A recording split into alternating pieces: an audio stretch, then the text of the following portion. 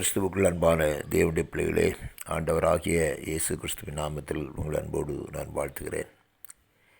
இந்த காலை பொழுதில் தேவனுடைய ஆசீர்வாதம் உங்கள் மேலே தங்குவதாக. ஆமேன். நாளை தியானத்திற்காக எடுத்துக்கொள்ளப்பட்ட பகுதி கலாத்தியர் 5வது அதிகாரம். கலாத்தியர் 5வது அதிகாரம். அதில் நான் ஒரு சில வசனங்களை வாசிக்கிறேன். 22, 23. ஆவியின் கனியோ அன்பு, சந்தோஷம், சமாதானம், நீடிய பொறுமை, தயவு, நற்குணம், விசுவாசம், சாந்தம், இச்சையடக்கம். இப்படிப்பட்டவைகளுக்கு விரோதமான பிரமாணம் ஒன்றுமில்லை. இந்த 2 வசனங்கள் ஒரு காரியத்தை சொல்லுகிறது. ஒரு ஆவியினால் நடத்தப்படுகிற மனுஷன் இப்படிப்பட்டவைகளை தன்னகத்திலே கொண்டிருக்கிறான் என்று வேதவசனம் சொல்லுகிறது.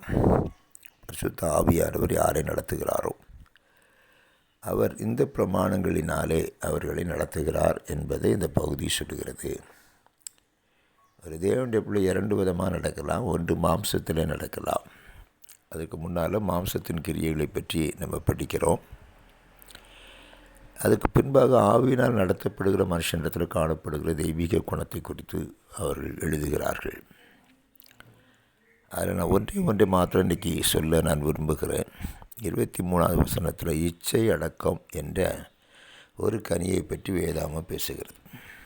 அது என்ன இச்சை அடக்கம் அப்படின்னு கேட்டிங்கன்னா, அது செல்ஃப் கண்ட்ரோல் அப்படின்னு சொல்லப்பட்டிருக்கு. தன்னைத்தானே கட்டுப்படுத்துதல், தன்னுடைய தீய ஆசைகளுக்கு தன்னை விட்டு கொடாதிருத்தல், பொல்லாப்புக்கு விலகுதல், தீமையை வெறுத்தல் என்பவைகள் இந்த இச்சை அடக்கத்தில் வருகிறது.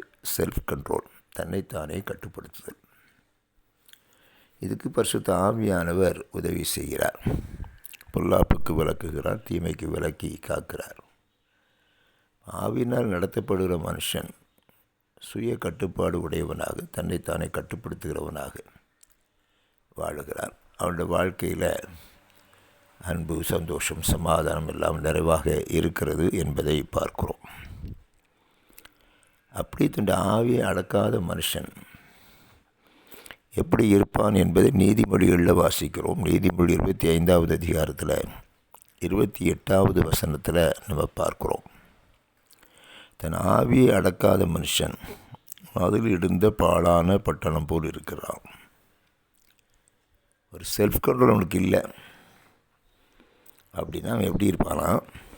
ஒரு அழகான பட்டணம், அந்த மதில்கள் இடிந்து போயிற்று.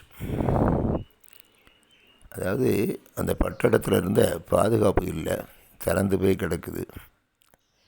அது பாழாக்கப்பட்ட ஒரு பட்டணமாக இருக்குது. ஏன்னா அது கட்டுப்பாடு இல்லாமல் வாழ்ந்த ஒரு பட்டணம், தன் இச்சையின்படி வாழ்ந்த ஒரு பட்டணம். அதனால் தனக்குத்தானே அது கேடு உண்டாக்கி கொண்டது. அதனால் அந்த பட்டணம் பாழாய் போயிற்று. இப்போ திறந்து கிடக்கு, யார் வேணாலும் வரலாம், யார் வேணாலும் போகலாம். அதில் அந்த பட்டணத்திற்குரிய அந்த அழகு இல்லை, பட்டணத்திற்குரிய அந்த செழுமை இல்லை, பட்டணத்திற்குரிய எந்த ஒரு தன்மையும் அதில் இல்லை. அதைத்தான் எழுதுகிறார். ஒரு மனுஷன் எப்போ தன்னுடைய கட்டுப்பாட்டை இழக்கிறானோ, தன்னுடைய கட்டுப்பாட்டை இழந்து மனம் போல வாழுகிறானோ, ஆண்டவருடைய வாழ்க்கை இப்படி தான் இருக்கும் அப்படின்னு சொல்கிறார். எனக்கு அன்பான தேவனுடைய பிள்ளைகளே, அதனால் நீங்களும் நாளும் தேவ ஆவியாருடைய ஒத்தாசையோடு அவருடைய கட்டுப்பாட்டுக்குள்ளாக வாழ்வதற்கு நம்ம பழகிக்கொள்வோம். சொந்த ஆசைகளுக்கும் இச்சைகளுக்கும் இடம் கொடாமல்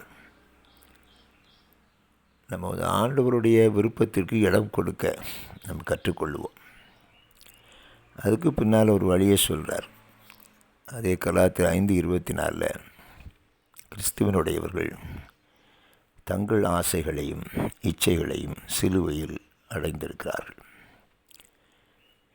அவங்க கிறிஸ்துவோடு கூட தங்களை மரணத்திற்கு ஒப்பு கொடுத்தவர்கள், கிறிஸ்துவோடு பிழைத்திருக்கிறவர்கள்.